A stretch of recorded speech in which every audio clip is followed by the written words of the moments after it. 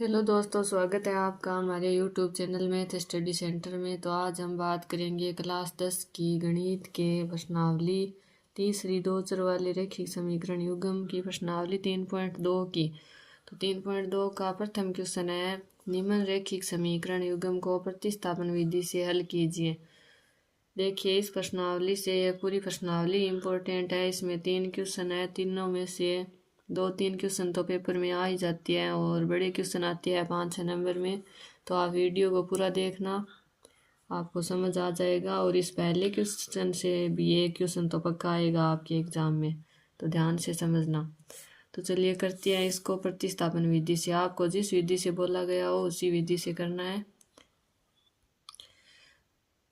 तो पहली समीकरण हमें दे रखी है, पहले में x प्लस वाई बराबर 14, इसको हम समीकरण 1 मान लेते हैं। और दूसरी समीकरण है x माइनस वाई बराबर 4, इसको समीकरण 2 मान लेते हैं। तो समीकरण अब हम इससे x का मान निकाल लेते हैं। आप किसी भी प्रश्नावली को ले सकते हैं। तो हम इस समीकरण से x का मान निकाल लेते हैं। तो हम लिखते हैं समीकरण 2 से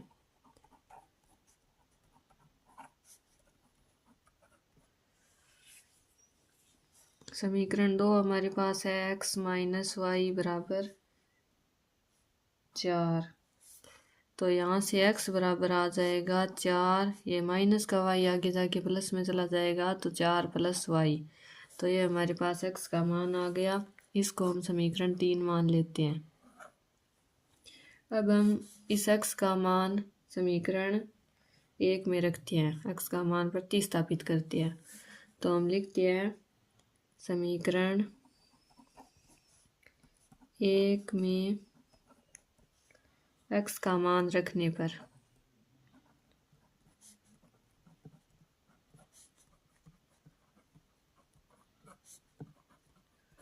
तो समीकरण 1 हमारे पास है x प्लस वाई बराबर 14। तो x की जगह हम ये मान रख देते हैं।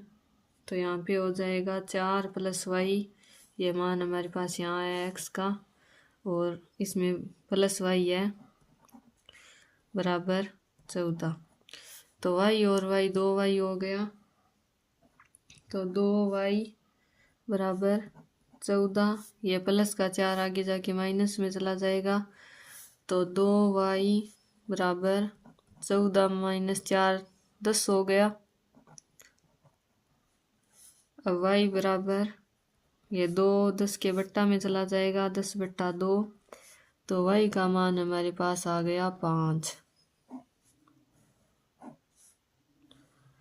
अब हम इस y के मान को किसी भी समीकरण में रख के x का मान निकाल सकते हैं। तो हम लिखते हैं y का मान समीकरण 3 में रखने पर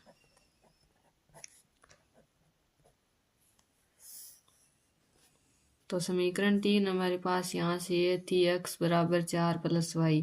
तो यहाँ पे हम मान रखते हैं x प्लस 4, नहीं, x बराबर 4 प्लस वाई। तो y की जगह y का मान रख देते हैं। तो 4 प्लस 5y का मान आ गया। तो x बराबर हमारे पास 9 आ जाएगा।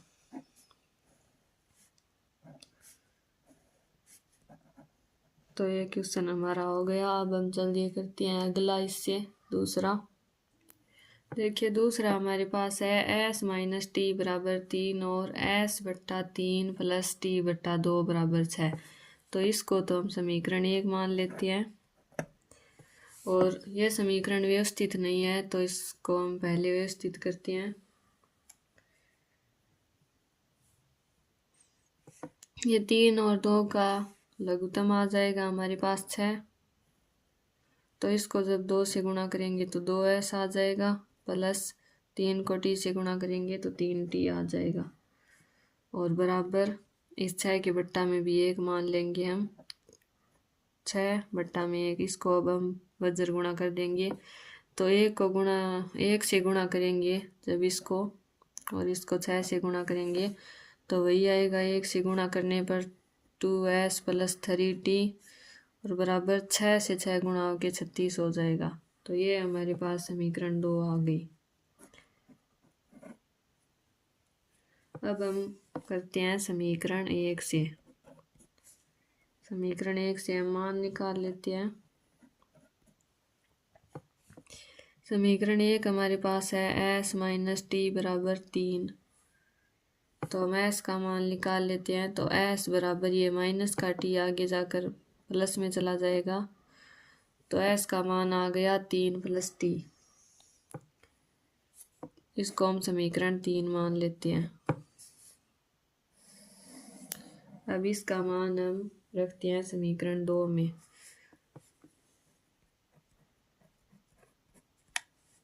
समीकरण 2 में s का मान रखने पर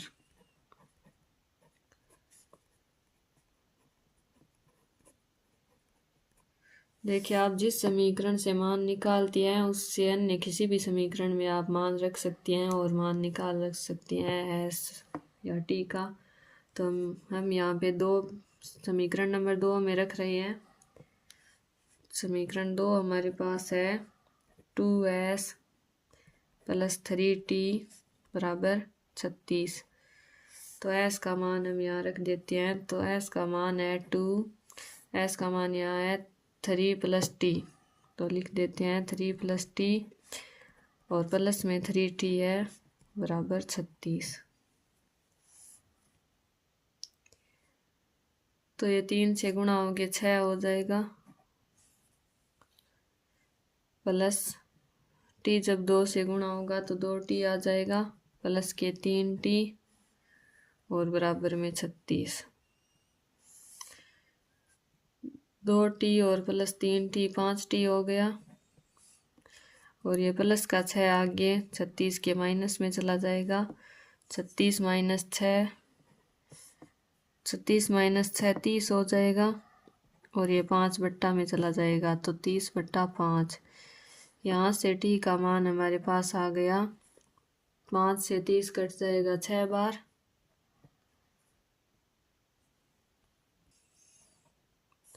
तो t का मान हमारे पास 6 आ गया। अब हम निकालते हैं s का मान।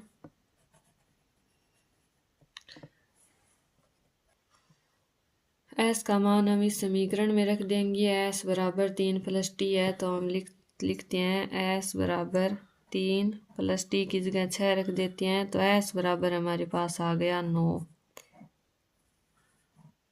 बताया हमारे पास t बराबर 6 और s बराबर 9 उत्तर आ गया।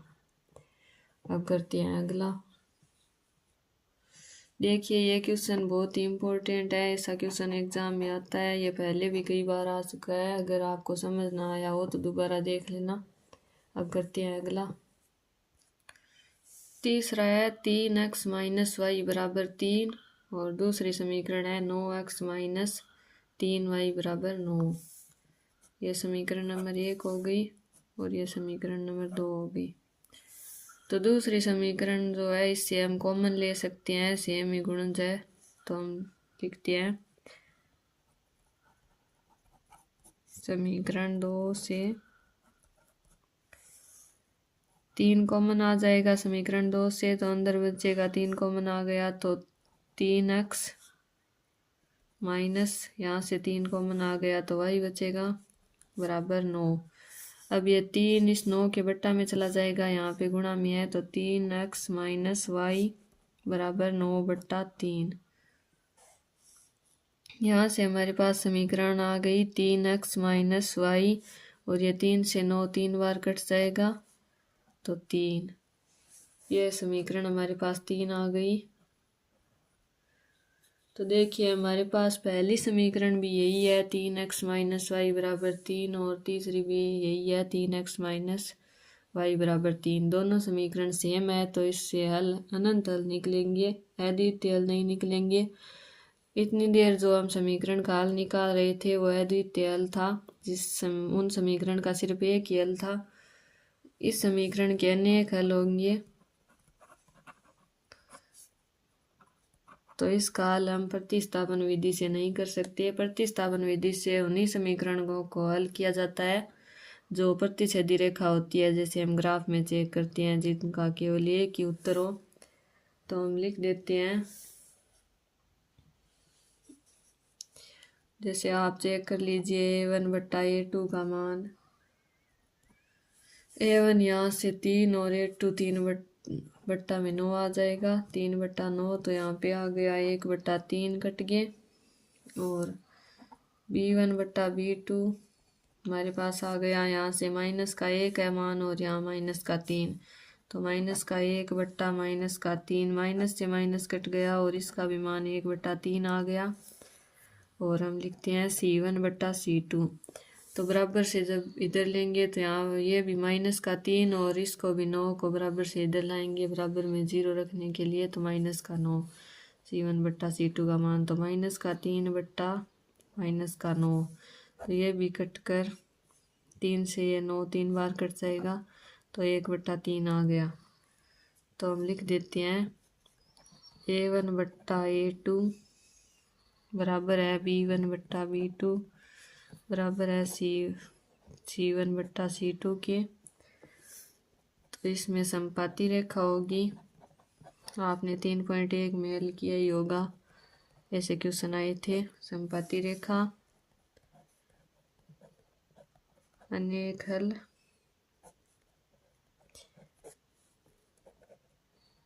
इस क्वेश्चन को आपको इतना ही करके छोड़ देना है, अगर एग्जाम में आ जाए तो आपको पूरे नंबर मिल जाएंगे। अब हम करते हैं अगला। चौथा है हमारे पास 0.2x प्लस 0.3y बराबर 1.3। और दूसरी समीकरण है 0.4x प्लस 0.5y बराबर 2.3। ये क्वेश्चन भी कई बार आ चुका है, काफ़ी इम्पोर्टेंट है, आप ध्यान से समझना। हम पहली समीकरण को लिख लेते हैं, 2.2x प्लस 0.3y बराबर 3। इसको पॉइंट को हम हटाने के लिए, इस पॉइंट को जब हटाएंगे तो इसके बट्टा में 10 आ जाएगा, इसको हटाएंगे तो इसके बट्टा में 10 और इसको हटाएंगे तो इसके बट्टा में 10। यहाँ से हम 10 कॉमन ले लेते हैं, 1/10 बाहर आ जाएगा, तो अंदर बचेगा 2x प्लस 3y और बराबर में बचेगा 13/10। तो ये 10 से 10 यहाँ कट जाएगा, तो हमारे पास समीकरण आ गई 2x प्लस 3y बराबर 13। समीकरण नंबर 3 आ गई। इसको हम समीकरण 1 मान लेते हैं और इसको समीकरण नंबर 2, और ये समीकरण हमारे पास 3 आ गई। अब हम अगला करते हैं समीकरण 2 से।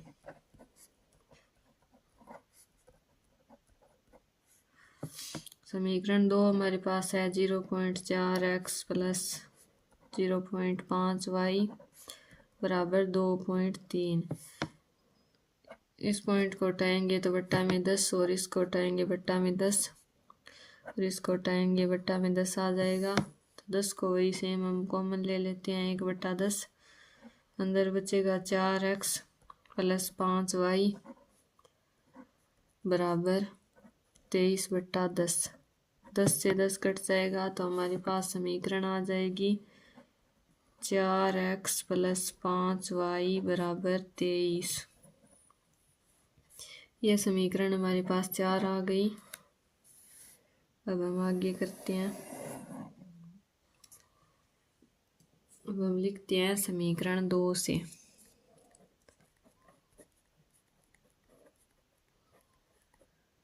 समीकरण 2 हमारे पास है 2x प्लस 3y बराबर 13।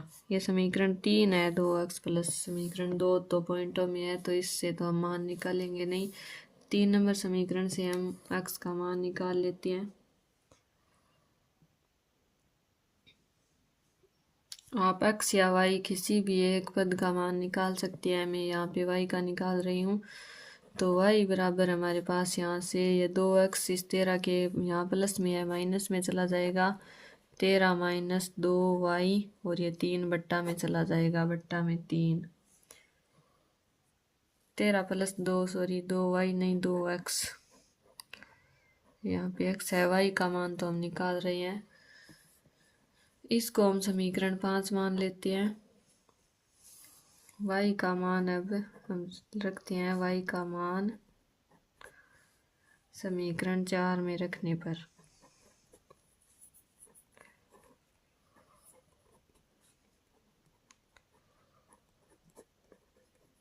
देखिए, समीकरण 3 से हमने y का मान निकाला था, तो हम इस मान को समीकरण 4 में रखते हैं।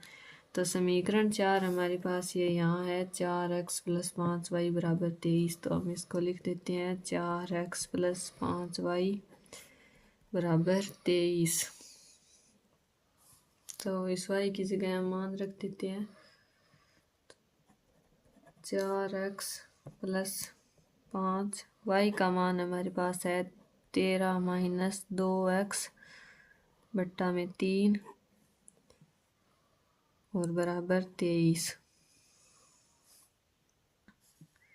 इसको हम हल करते हैं। यहाँ पे 4x प्लस ये 5 अंदर गुणा होगा तो 13 पंजे 65 हो जाएगा, माइनस 5 2x से गुणा होगा तो 10x हो जाएगा, और इस पद के बट्टा में 3 है और बराबर में 23। 4x के बट्टा में हम 1 मान लेते हैं और लघुत्तम लेकर हल करते हैं, तो इनका लघुत्तम 3 आ जाएगा। 1 को 3 से भाग करेंगे तो 3 बार, 3 को 4 से गुणा करेंगे तो 12x प्लस इन दोनों के बट्टा में तो 3 ही है, 3 का 3 में भाग 1 बार जाएगा, तो यहाँ पे तो 65 के 65 और माइनस के 10x आ जाएगा, बराबर में 23। देखिए ये 3 यहाँ भाग में है तो यहाँ गुणा में चला जाएगा, तो यहाँ पे आ जाएगा 12x प्लस 65 माइनस 10x बराबर 23 को जब 3 से गुणा करेंगे तो यहाँ पे गुणितर आ जाएगा।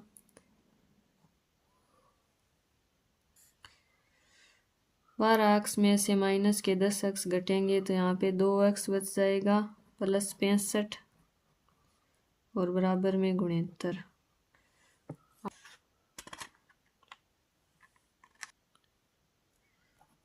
2x प्लस 65 बराबर में है गुणितर।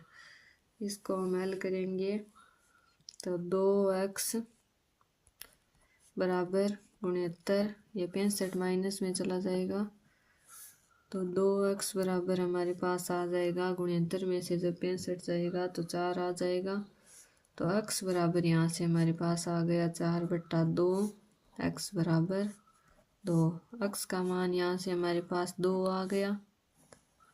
अब हम निकालते हैं y का मान, तो y का मान हम समीकरण में रख देते हैं, तो y बराबर 13 माइनस 2x बट्टा 3, यह हमारे पास पीछे समीकरण आई थी। तो हम x का मान यहाँ रख देते हैं, तो हम लिखते हैं बराबर 13 माइनस 2 गुणा 2 बट्टा 3, ये 2x का मान है। इसको जब हम हल करेंगे 2 गुणा 2 4 हो जाएगा, तो 13 माइनस 4 बट्टा 3, यहाँ पे 9 बचेगा, 13 माइनस 4 तो 9/3 आ जाएगा, 3 से 9 3 बार कट जाएगा, तो y बराबर हमारे पास आ गया 3। अतः x का मान 2 और y का मान 3 आ गया। अब हम इससे अगला करते हैं। 5वां है √2x प्लस √3y बराबर 0। इसको समीकरण 1 मान लेते हैं। अगला है √3x माइनस √8y बराबर 0। इसको समीकरण 2 मान लेते हैं। तो अब हम लिखते हैं समीकरण 1 से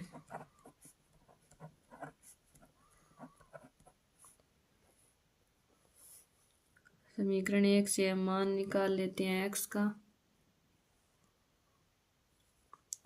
देखिए आप किसी भी समीकरण से मान निकाल सकते हैं, चाहे आप पहले समीकरण 1 से निकालो या 2 से।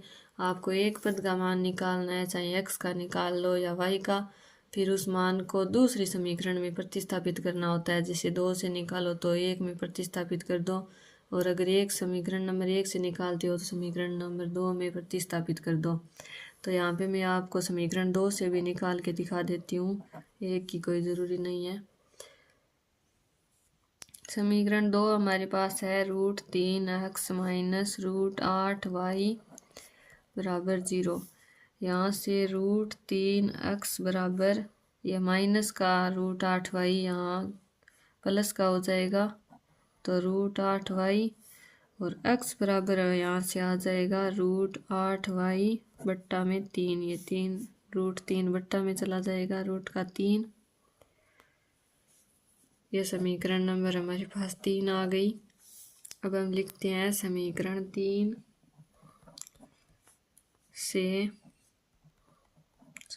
3 से x का मान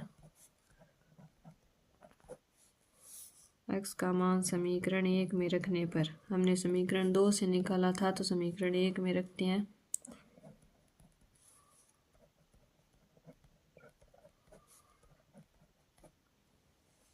तो समीकरण 1 हमारे पास है √2x प्लस √3y बराबर 0। तो x का मान हम रख देते हैं √2। x का मान हमारे पास आया था √8y बट्टा √3 और प्लस में √3y है, √3y बराबर 0। इसको जब हम हल करेंगे तो ये √2 अंदर गुना होगा, तो √2 को √8 से गुना करेंगे तो √16 आ जाएगा। √16y बट्टा √3 प्लस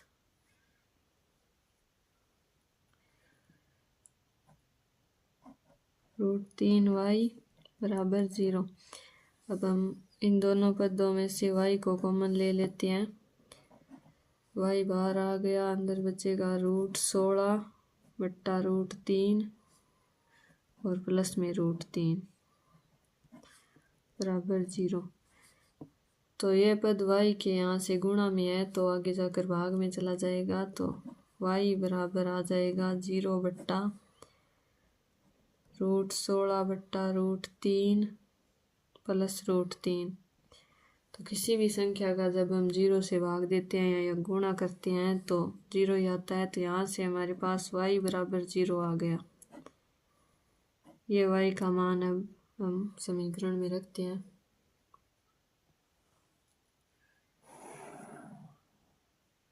तो इस हम समीकरण नंबर 3 में y का मान रख देते हैं। तो समीकरण 3 हमारे पास है x बराबर √8y बट्टा √3, x बराबर √8 गुणा 0 बट्टा √3। तो ये √8 जब 0 से गुणा होगा तो 0 हो जाएगा और 0 में √3 का भाग देंगे तो x का मान भी हमारे पास यहाँ से 0 आ जाएगा। ये हमारे पास आंसर आ गया, x बराबर 0 और y बराबर 0। अब हम करते हैं अगला है 3x बट्टा 2 माइनस 5y बट्टा 3 बराबर -2। इसको समीकरण 1 मान लेते हैं। अगला x बट्टा 3 प्लस y बट्टा 2 बराबर 13 बट्टा 6, इसको समीकरण 2 मान लेते हैं। तो हम लिखते हैं समीकरण 1 से समीकरण 1 हमारे पास है 3x बट्टा 2 माइनस 5y बट्टा 3 बराबर -2। यहाँ से हम लघुत्तम ले लेते हैं, तो लघुत्तम हमारे पास 6 आ जाएगा 3 और 2 का। तो 2 को 6 से भाग करेंगे तो 3 बार जाएगा, 3 को 3 से इस पद से गुणा करेंगे तो 9x माइनस 3 का 6 में भाग देंगे 2 बार, 2 को 5 से गुणा करेंगे तो 10y बराबर -2। अब हम इस 2 के बट्टा में 1 मान लेते हैं और इन पदों को वज्र गुणा कर देते हैं।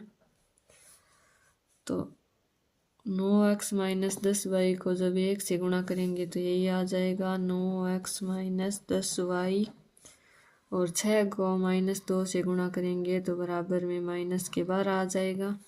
यह समीकरण 3 आ गई हमारे पास। और अब हम लिखते हैं समीकरण 2 से। समीकरण 2 हमारे पास है x बट्टा 3 प्लस y बट्टा 2 बराबर 13 बट्टा 6। तो 3 और 2 का लघुत्तम हमारे पास 6 आ जाएगा।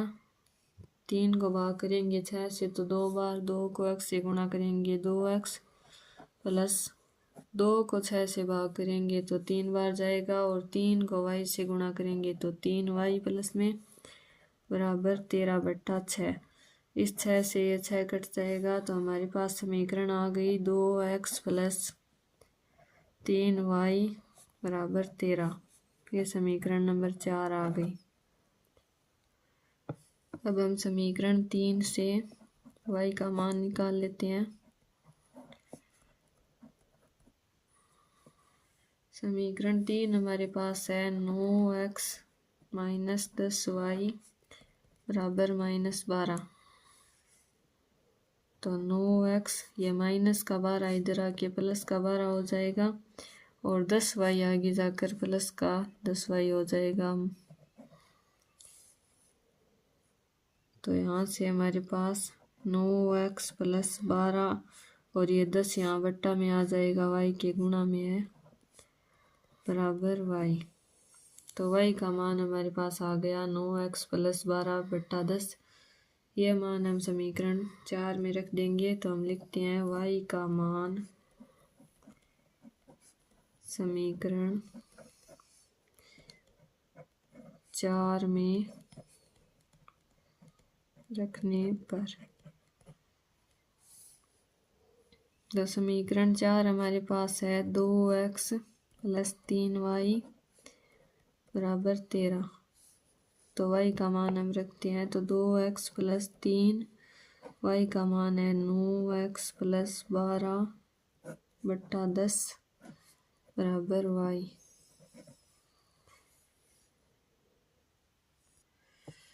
बराबर के 13। अब हम इसको हल करेंगे तो यहाँ से 10 लघुत्तम आ जाएगा। इस पद के बट्टा में हम 1 मान लेंगे तो बट्टा में 1, तो 10 लघुत्तम आ जाएगा। 1 से भाग करेंगे तो 10 बार, 10 को 2 से गुणा करेंगे 20x, प्लस इस पूरे पद के बट्टा में 10 है तो 10 को इस 10 से भाग करेंगे 1 बार, तो इससे गुणा करेंगे तो यही संख्या रहेगी। और इसको यहाँ से हल करते हैं। 9 को 3 से गुणा करेंगे तो 27x, प्लस 12 को 3 से गुणा करेंगे तो 36 बराबर 13। ये 10 इस 13 के गुणा में चला जाएगा। तो आगे हम करते हैं।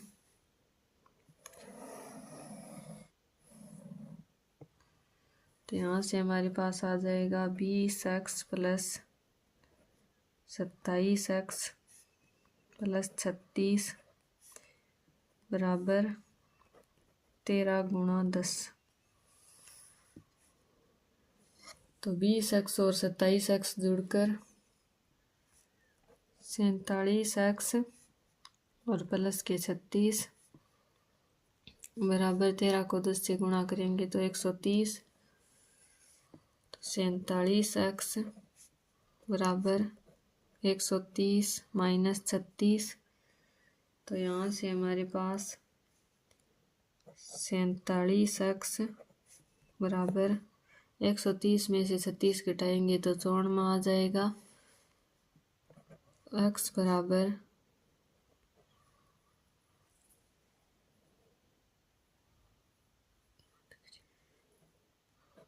54 बट्टा 47। तो x बराबर हमारे पास ये 47 से 54 में 2 बार कट जाएगा तो x बराबर 2 आ जाएगा। यहाँ से x का मान तो हमारे पास 2 आ गया। अब हम निकालते हैं y का। तो y बराबर हमारे पास समीकरण में मान आया था 9x + 12 बट्टा में 10। तो इस समीकरण में हम x का मान रख देते हैं। तो y बराबर 9 गुणा 2 + 12 बट्टा 10। तो y बराबर यहाँ से हो जाएगा 9 दूनी 18 + 12 बट्टा के 10। तो y बराबर 18 और 12 30 हो गए, 30 बट्टा 10। तो यह 10 से 30 3 बार कट जाएगा। तो y का मान यहाँ से हमारे पास 3 आ गया।